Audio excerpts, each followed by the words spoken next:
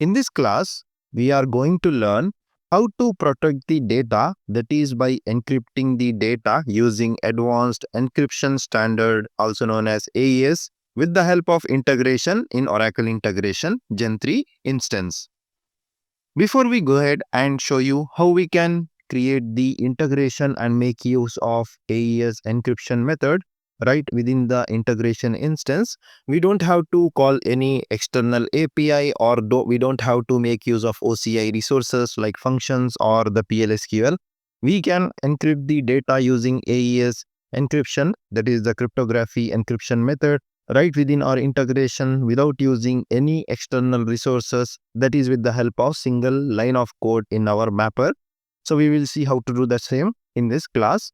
Before I demonstrate how we can build the integration, that is by leveraging AES encryption method in our integration, we will have a quick walkthrough on the overview of AES and how it is useful in protecting the data. I am making use of ChatGPT, that is for learning AES encryption. Like if I want to know what is AES encryption, I have just put the query what is AES encryption and its usage. Now coming to AES encryption, AES is also known as Advanced Encryption Standard. So this is a symmetrical encryption algorithm which is used to protect the data. Now let's consider you are having a text like hello 123. Now your text will be sent as encrypted code, something like this, alphanumeric characters. It will be sent to your application which you are calling. So you can encrypt the confidential information, like suppose if you are calling any secured API, and if the API developer tells you that when you are consuming their API, just encrypt the name or the financial data like the invoice amount or some confidential information using AES. For example, the name is hello123 and your API provider tells you should not send the name in a plain text, rather encrypt using the AES and it will represent something like this. Now you might ask that if we are sending this, how the target application is going to decrypt and they are going to convert and read the text back to the hello123. So this is done with the help of key. So the key will be shared by your application provider with you and you both have to use the same key. So AES is called as symmetrical encryption. So this is what it means. Using AES, we can build the very secure integrations. It will be very fast, good for large data, global standard since 2001, resistant to non-practical attacks. So it is impossible to decrypt the data without the key if somebody gets the payload when you are calling the API over the internet. AES comes in different sizes like 128 bits, 192 and 256. So 256 is very preferred and most popularly used across all the financial APIs across the globe, and it is very hard to crack. Now we can make use of AES in the banking and the shopping applications, WhatsApp, Signal messages, VPN connections. These are the places where AES we could be using, that is currently or when you are building any application. Like we can send the encrypted API payloads, we can sign the entire API payload, that is the JSON request, into the AES encrypted data, and that we can send to the target application so that they can decrypt and decrypt the JSON payload. So this could be used for securing the REST calls as well as the auth tokens. Also you can use for storages and in the devices. Now before we go ahead with the integration, let's learn at high level how this AES works. Let's consider you are having the plain text, which is nothing but input data, and the key will act like a password. So the key will be usually shared by the API provider or the target application who has created the API.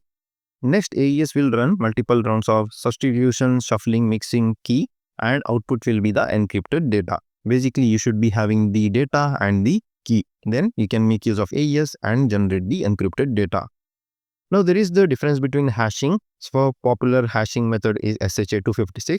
So, once the hashing is generated, we cannot get back the original text. So, hashing is used in order to compare the data, what is sent from the source application to the target. And if the hash is matched, then they are going to consider the data. In the case of AES, so the encrypted data generated using AES, it is reversible, which means I will show you shortly.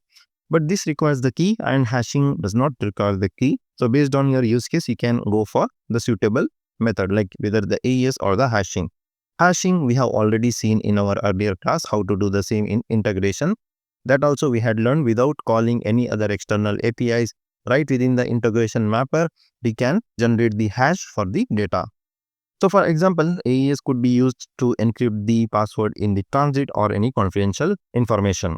So this is used, that is hashing, that is to store the password secretly. For example, if you are having such kind of data and you want to encrypt this to some text, you would be needing a key. So this will be the key which is shared by the API provider. Now once you send this data to the API, then the API provider will be using the same key and they are going to get back the data, that is the original text. So this is how the AES will work. So one of the practical use cases is you should not hard code any key in the code. It is always better you can make use of OCI vault in order to store the key, or you can store the key if you are planning to store in the lookup. Again, you can encrypt and store in the lookup. So this is what it says. AES is fast, secure method, that is to lock the data using the key, so only authorized people can read it. AES is supported in almost all the programming languages like the Java, JavaScript, Python, so on and so forth, and also in most of the products, that is the PaaS products like the Oracle integration, OutSystem, so on and so forth. So with this knowledge, let's see how to build the integration. I have created this integration, that is with the name test Encrypt Decrypt int.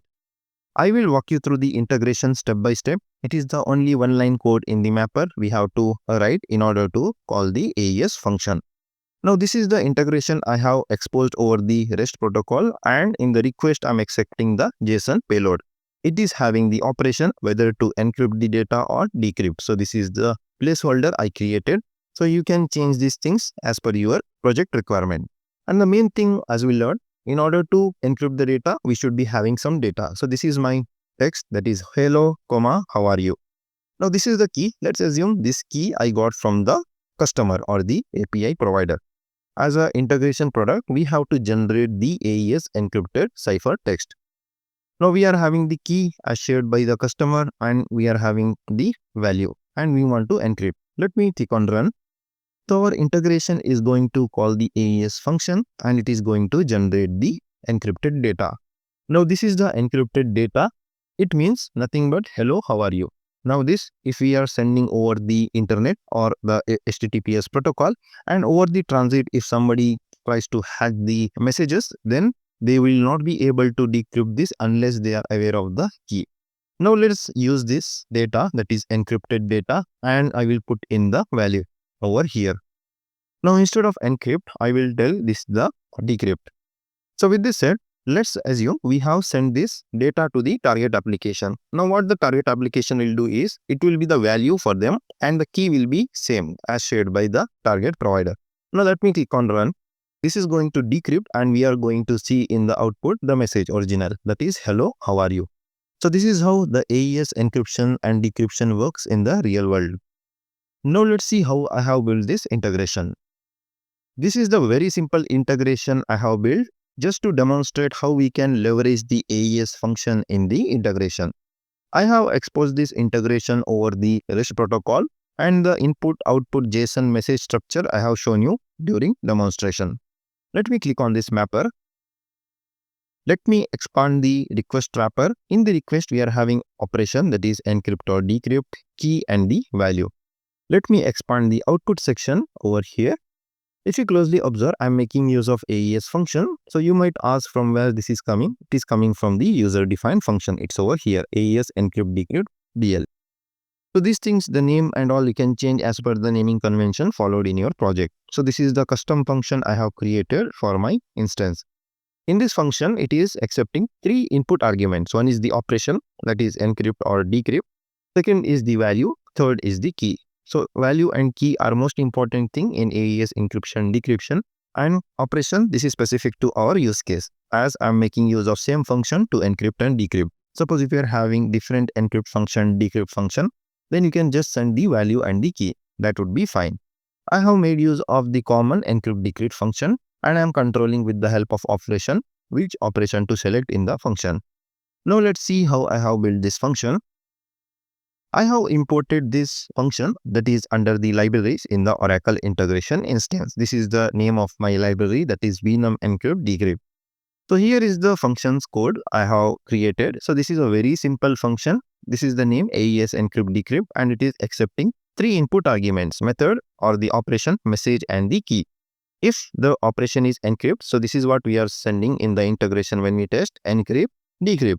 Suppose if it is encrypt, then we are making use of AES library.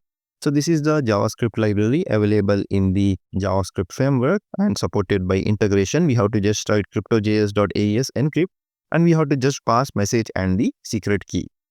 Coming to the decrypt, we are having decrypt function within the AES. We have to just tell crypto.js.aes.decrypt, and we have to send message and the key.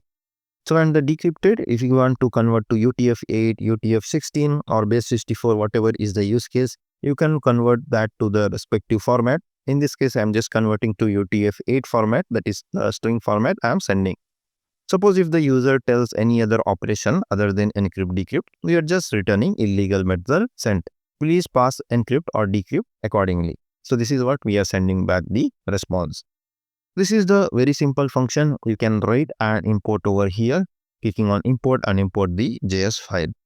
So with this function, you will be able to encrypt or decrypt the data in the integration without using any external APIs or PL/SQL or OCI functions. Just with the simple function, that is 4 to 5 lines of code, you will be able to encrypt, decrypt the sensitive data using integration.